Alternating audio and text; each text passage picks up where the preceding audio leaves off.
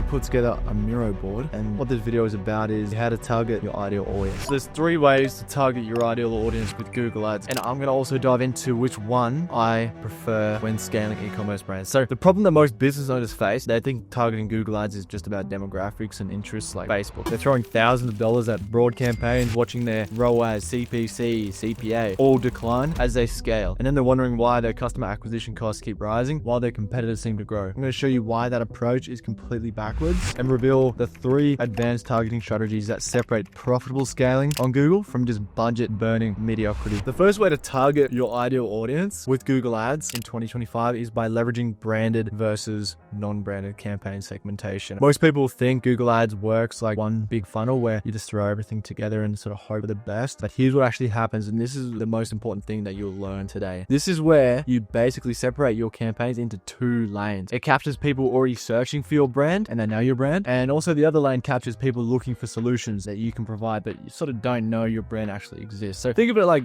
a 2-lane highway. One lane carries people already looking for your brand, that's branded traffic. The other lane carries people looking for solutions you provide but sort of don't know your brand actually exists, and that's non-branded traffic. So this is pretty cool because it does allow you to put your ad budget exactly where it needs to go and prevent you from wasting money on people that are already going to buy from you anyway. So an example to understand why this matters, let's say you sell premium skincare products. Your branded campaigns target searches like your brand name moisturizer or your company reviews, and these people, they already know you exist and are highly likely to convert. And your non-branded campaigns target searches like anti-aging moisturizer or best skincare routine. These people don't know your brand yet, but they're actively looking for a solution that you can provide. So if you mix these 2 together, you can't tell if your good ROAS is coming from new customer acquisition or just people who are going to buy anyway. So this is exactly why you need to split them up. You're going to have different KPIs for each. You're going to have, okay, to acquire a new customer, I'm happy to pay $20, but to retarget an existing, I only want to pay $12 or $8, right? Actually, we see this in so many audits and so many ad accounts, but basically they just blend everything together and they go, oh, I'm happy with a 4 ROAS. And it's like, well, is that branded or is that not branded? And they thought they were doing sort of good. So you can see here, your branded campaigns target searches like your company reviews, your brand name, but then on the other side, non-branded, anti-aging moisturizer, best skincare routine, they're the sort of things. So they reported a 6 ROAS. So they were fucking stoked about that. But in reality, their prospecting terms, the campaigns and terms that should have got them new customers, got them a 0 ROAS. Look at this shit. 0. So they're looking at the blended and going, oh shit, our Google Ads is ripping, but actually they're just retargeting customers from Facebook and shit like that. Their branded terms got them an 11.82